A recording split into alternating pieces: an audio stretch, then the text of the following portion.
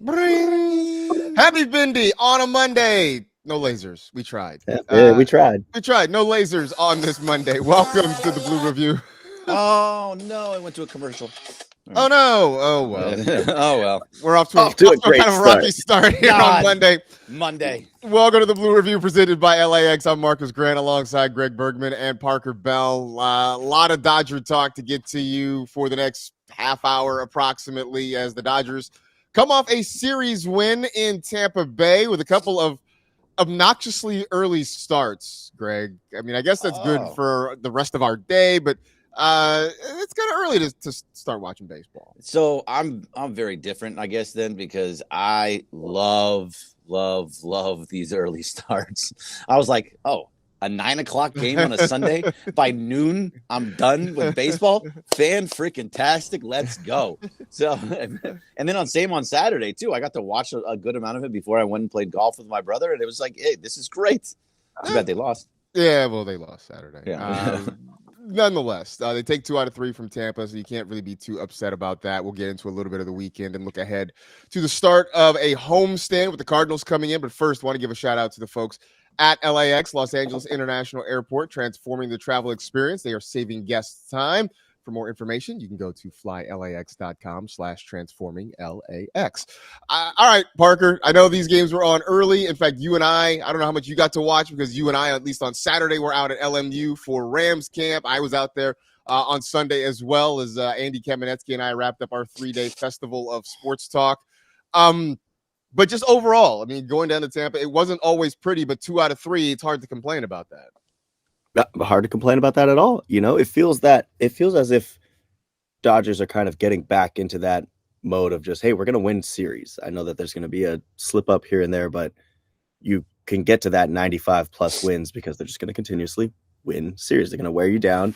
And the offense, while it may not look good some days and we may nitpick, overall, you look at one of the worst months they've had, they're still in the spot that they are. So things are looking good. I mean, despite Greg, I know you have some supporting numbers. Shohei kind of struggling. Not Mookie great. Struggling. Not great, Bob. The weekend itself, I'm happy to see Snell back in form. Those 2 little league home runs, we can mark those off because that park. I mean, but the first home run literally only in that park. Second home run in 2 or 3 parks. So Yandy Diaz, get out of here. Snell's got you. Outside of that, Yamamoto he got amazing. Snell. That's. But the swing and miss, the whiffs, I think I saw a lot of things that I was happy to see. Greg, I know you're a big fan of Freeland. There's some good things to look at this weekend, and I mean, we could get into all of it. But overall, I'm feeling great, Marcus, about this series. Yeah, I mean, look, 2 out of 3 is hard to complain about. I mean, we were complaining last week about the parks they went to on this most recent road trip, right? They go 3 in Boston, banging it off that wall in right field. It's not that, or left field rather, that's not that far away. Then they go to Cincinnati where the ball just carries ridiculously and you got the short porch in right field. And then 3 at George Steinbrenner Field, again, with kind of little league fences, it felt like out there in right field. So now we get back to a proper ballpark in Dodger Stadium this week. But I don't know, Greg, is that a good thing considering the way guys like Shohei and Mookie are struggling at the plate right now? If going to right field was so short and was so easy, why wasn't anybody hitting it over those the balls? Dodgers do it? Why weren't the Dodgers hitting over those teeny tiny walls? Maybe just like were they trying too hard where you're like, oh, I got this short porch. I'm gonna swing as hard as I can and pop it up. But either way, look, it doesn't matter. I think Parker's right. They got 2 out of 3. Blake Snell is back, and he looked good. He had 8 strikeouts. The home runs, the runs that he did give up were kind of nonsense home runs, like he was saying. But for the most part, he looked really good. It looks like he's he's already back to what they kind of want him to be. So hopefully they can just let him go in the next one. I think he had like 85, 86 pitches. So, kind of keeping the pitch count down for his first time out there. But I think it was very, very encouraging. Just like when Glasnow came back, that was very encouraging. You can start to see all the things that are coming around. Now they just need to continue to win series. You've talked about it a bunch, Marcus, where August is a pretty light schedule for them, and they need to take advantage of it because the Padres they're hitting on every single cylinder right now, and they're coming from behind, down 3.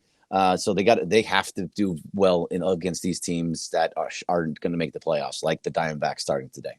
Yeah, in fact, we're talking about this. I'm looking at the Padres schedule in August, and they've got a fairly favorable schedule as well. I mean, they just finished up with the Cardinals. They've got the Diamondbacks, the Giants, who've pretty much cratered in the last couple of weeks. They've got the Twins, who pretty much gave away their whole team. I think they're just doing a raffle for people in the Twin Cities if you want to get in at bat right now. Same with the Orioles, who just have cratered again, and the Rockies that is starting at early September. So the Dodgers are going to have to keep winning because the schedule for the Padres looks pretty good for them as well. Of course, there's 6 games in there between these two teams too, so we're going to find out a lot in the next couple of weeks. I said Diamondbacks, I meant Cardinals. Sorry about that. Yeah, okay, yeah. Some of the things that maybe haven't been so great over the last couple of weeks. I mean, Parker, 3 outings for Blake Trinan since he's been back from the injured list, and all 3 have been rough. Yesterday, Dave Roberts had to make the move to Ben Kasparius to close this thing out. I get it. He's still sort of working his way back. Is there a level of concern with what you've seen out of Trinan lately? Trinan specifically, I'd say because we're so early into his return, I don't know how high the level of concern can be, but yeah, the lack of control is worrisome. When you're coming back from an injury, the first thing you want to do is make sure that you have your control at least. Maybe the velocity is not going to be there, but you want to be able to hit the spot. And he hasn't been able to yet. And I know that we're getting a lot of roller coasters towards the end of those games, and you got to rely on Vesia nonstop. Got to rely on guys like Alexis Diaz. And I mean, granted, they have been stepping up, but I'd say, I'm about to have a 6 out of 10 right now, Greg. I think with Trinan, it's still early, so we need to see a larger sample size. But I don't know, maybe you're a little more worried. Worried. I don't know if worried is the right word. This is now 3 appearances in a row that he just could not find the plate. You would hope that the one thing you cannot do, well, actually not the one thing, but the thing that you cannot do as a reliever is come out and walk guys. Walking leads to hits, leads to runs, leads to problems. You cannot walk guys. And so right now he's not finding the plate. I do still think it's rust. I just don't know how much longer we can call it rust. After when you get to 5, 6 appearances, and if this is still the case, then there's something more that's going on with Blake Trinan. But as of right now, I'm still going to lean on the fact that he's still a little bit rusty and that everything will be okay. I also think that take away the East Coast swing because the humidity is totally different. Pitching in that type of heat, that type of humidity is totally different than pitching in Los Angeles and on the West Coast for most of the time. So I do want to see what these guys look like coming back to West Coast where they can actually breathe in their clothes and not be sweating through them. So I think that might change a little bit of it, but at the same time, I do need to see him stop walking guys. I suspect, and I don't know this for a fact, but I would think after these last 3 outings, we may see him in some lower leverage situations just until he can get right again. I know that Roberts, with no Tanner Scott, has wanted to put Trinan back in that 8th, 9th inning role, have him close out games. But so far, at least in 2 of these 3 outings, they've had to come get him just to get that final out or final couple of outs. Yep. So I would think we're going to see him sort of move up earlier in games. Maybe we see him in some lower leverage situations until he starts to find that command again and get back to getting guys out. Although I did see in the chat people suggesting maybe your former villain, Greg, Alex Vesia, take over in the closer role right now. Yeah, I mean, villains change from year to year, Marcus. You know that. Last year, he also was great in the middle of last year and all the way through the rest of the time. And he has been the best reliever by far recently. He's one of the only, if you're talking about the trust tree, Alex Vesia is at the very, very top of the trust. Tip top right now, yeah. Yeah. So, and he closed out a game the other day and was great. So I think, as of right now, he kind of has to be that guy because he's the only guy you trust. If you have a lead in the 9th inning, I don't know who else you go to there. It has to be Alex Vesia right now. Yeah. I mean, he's been lights out for them. You mentioned it too earlier, Parker. Alexis Diaz looks like, at least for now, he's been a nice addition to this bullpen. I definitely think his outing in Cincinnati was a little bit of an FU to the Reds organization. I mean, he came out of the bullpen, he got booed by the fans, and went out and absolutely shoved. So keep that same energy, man. Just keep that same energy for the rest of the season. I think everything should be okay. Parker, you were talking before the show. Alex Freeland has come up, and we talked about his first ever MLB at bat, where he hit a laser. Just unfortunately was right into the glove of the first baseman, turned into a line drive double play. But your thoughts on Freeland? I mean, aside from the hair and mustache, sort of looking kind of fire, your thoughts on Alex Freeland's play on the field so far? Yeah, the guy's got the look, but you got to be able to not just look good, you got to be able to feel good and play good, as Dion would say. So I think that he's an exciting, very exciting project. Obviously, that the goal is for Muncy to come back, but being able to see somebody who's adjusting pretty well to the professional pitching this quickly, I think is exciting. He's looking good, comfortable at the plate. I know that there were some whiffs here and there, but overall, the fielding's good. He had a nice little play at the netting. I think that was yesterday with Yama, or maybe it was the Snell game. But the thing about Freeland, I think that that's somebody who can maybe positionally swap around. And that's, I think, what is the most exciting part about him. If you get his bat going right and he gets comfortable at maybe, let's say, short or some other random position, then I think that you can do a lot of things with him. And Greg, I mean, Freeland, I know we also saw Fiducia on the other end. You see in Dodgers prospects. He did not look great, by the way. He had a really bad weekend. Yeah, that was not great for Hunter Fiducia. So it was fun. It was really fun to see. And I think I know that the chat is already fans of Freeland. I think when you're getting guys who can place hold like this and do this well, it's nothing but positive.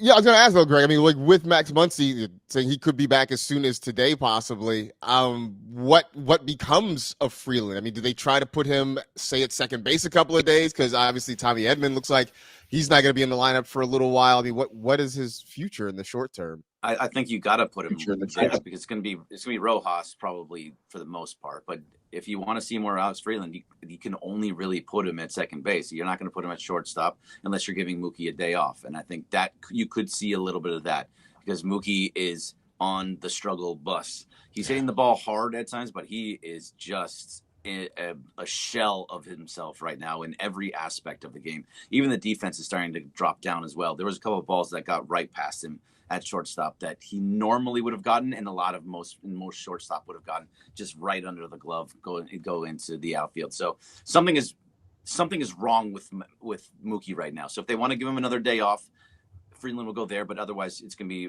Rojas at second or Freeland. But you talked about Max Muncy. I'm very, very excited for Max Muncy. He started off going, I think it was like 0 for 9 in AAA Oklahoma City, where just wasn't doing it.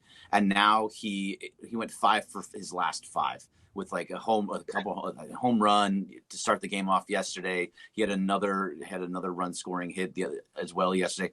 He's starting to look like it. I get it. It's AAA, but the fact is his timing looks good. So if he does come back up today, which would be phenomenal, that would be great to put him back in the middle of the lineup and at third. So your third base is short up. Not the greatest defender, but he's still way better than everything else they've been putting over there. And it moves guys into the right positions. So very, very happy to have Max Muncy back as soon as possible. And from what I saw too, Marcus, it looked like today, but they were contemplating it. Yeah. So everything I've seen says it could be as soon as today. I think is the big takeaway. And yeah, considering how well he was hitting when he got hurt, it'll be great to kind of welcome him back into the lineup, especially one that has been inconsistent. It's been great to see Freddie Freeman rediscover his swing again and swing a hot bat. But at the same time, Shohei slumping, Mookie continuing to just have what has been a really frustrating year for him. Were you guys surprised to see them flip-flop the top of the order again? Because it felt like Mookie was kind of finding something in the leadoff spot, and then to see him go back to the number 2 spot, like maybe there's an explanation that I didn't see, but I was very confused by that.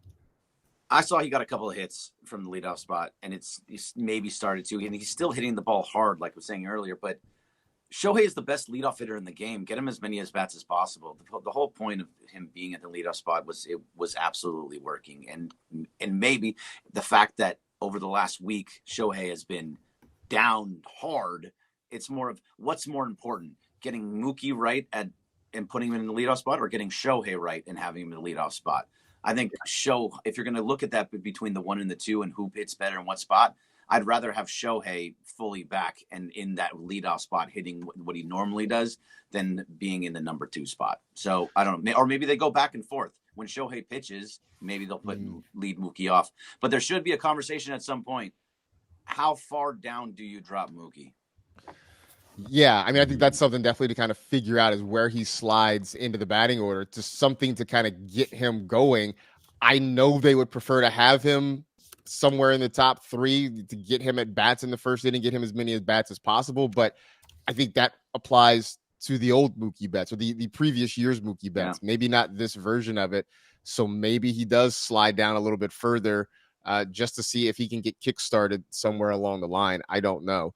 Parker, I want to ask you about Shohei, and the slump. I mean, you saw him with the Angels all those years where he did a lot of pitching and still was able to hit. Am I reading too much into this to think that maybe he's just sort of fatiguing a little bit? I mean, look, he went a whole year without pitching. Now he's sort of doing both things again, and we've seen the bat kind of suffer a little bit. Do you think it's sort of ramping his body up all the way over? Or am I just going too deep into the rabbit hole?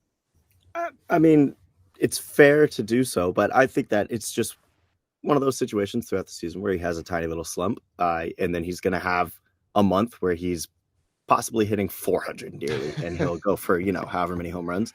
I'm always on the Shohei train that even when he's pitching, I think that there are some in-depth stats you could really get into. Maybe we'll ask Jeff Spiegel one of these Fridays. Yeah, we need the nerd stats on this.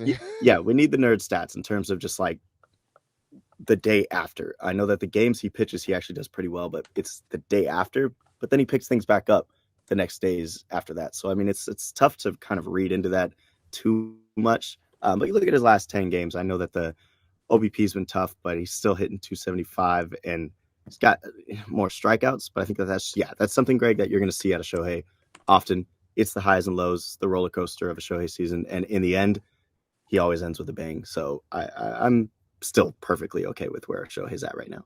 So this says, on days immediately following a pitching outing, Shohei Ohtani has struggled at the plate. Specifically, he is 0 for 12 with less hard contact than usual in the games directly after pitching. However, on the days he pitches, his batting performance is better with a 5 for 16 record, including a double, triple, and home run.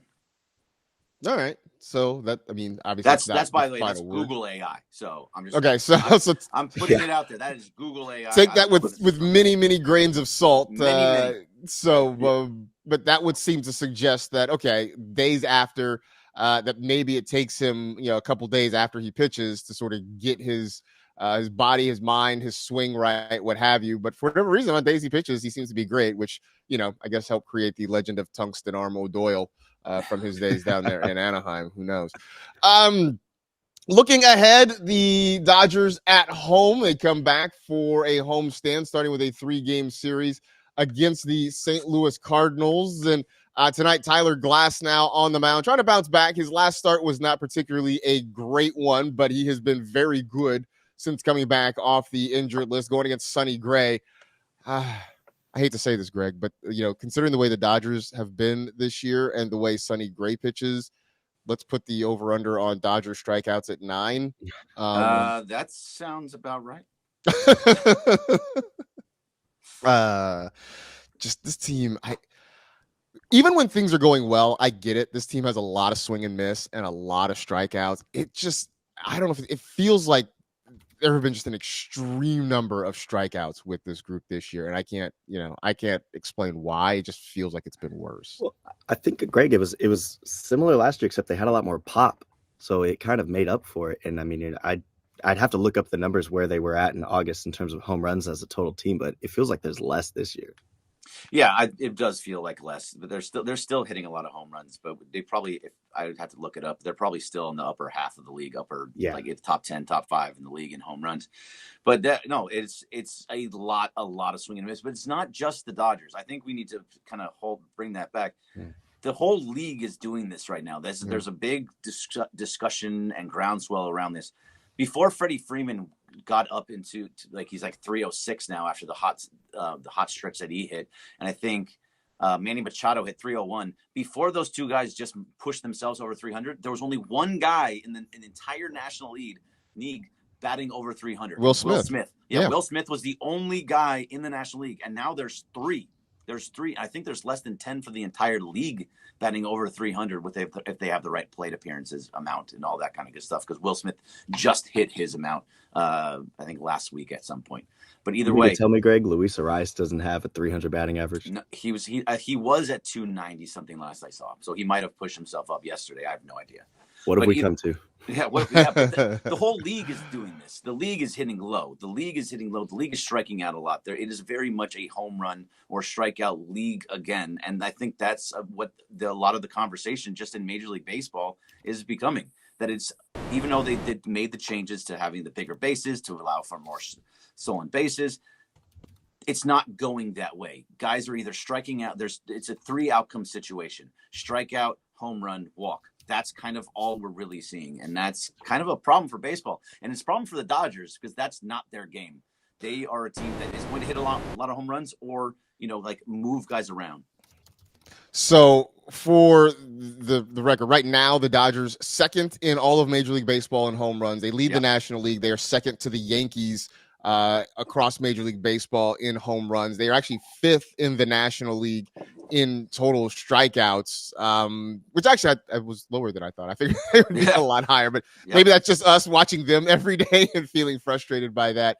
Obviously, it's a conversation for another show since we're running out of time here, but I do think some of what you're talking about is almost a philosophical thing with guys at the plate and their approach now, right? Where once upon a time, it was really frowned upon to strike out a ton like that, right? That the guys who put the ball in play were the guys that those are the guys who made more money. Those are the guys who got more accolades because, and maybe this is me being, old school about this. I always felt like if you put the ball in play, there's a better chance for things to happen, right? The defense could make a mistake. Maybe a ball just falls in, right? Like you hit a weird flare and it just drops in because nobody can get to it. It just felt like putting the ball in play gives you a better chance for things to happen as opposed to swinging and missing and striking out. I don't know what the turning point is. In my head, I keep thinking it's Adam Dunn. When Adam Dunn kept setting the single season record for strikeouts over and over again, but then he would also hit 40 home runs, and the Cincinnati Reds are basically like, that's cool. I feel like that was kind of the start of the change, but here we are now. Obviously having a bunch of pitchers who throw 103 miles an hour is not going to help that situation because that's where we are. But it really does feel like something has changed philosophically with major league hitters where striking out's not really the big deal that it was. It does. And I bet, I'm trying to look it up real fast, but I bet that Adam Dunn's not even leading anymore in that category.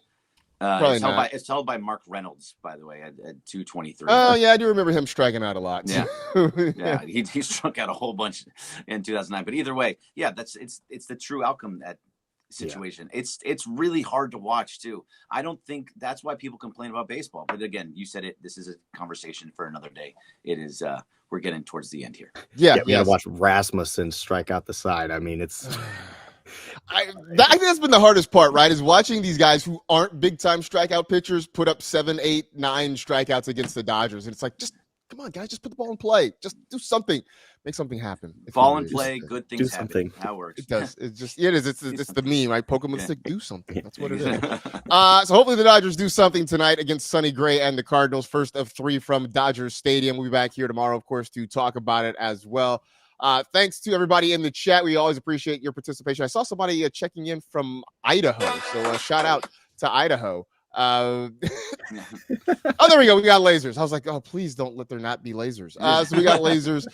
Thanks to LAX as well. Stick around. First pitch coming up. Travis and DeMarco and Bergie, all here on the ESPN LA YouTube channel. And that's it. We'll see you back here tomorrow, 8:30, 8:55 for another edition of the Blue Review. See you, everybody. The Blue Review.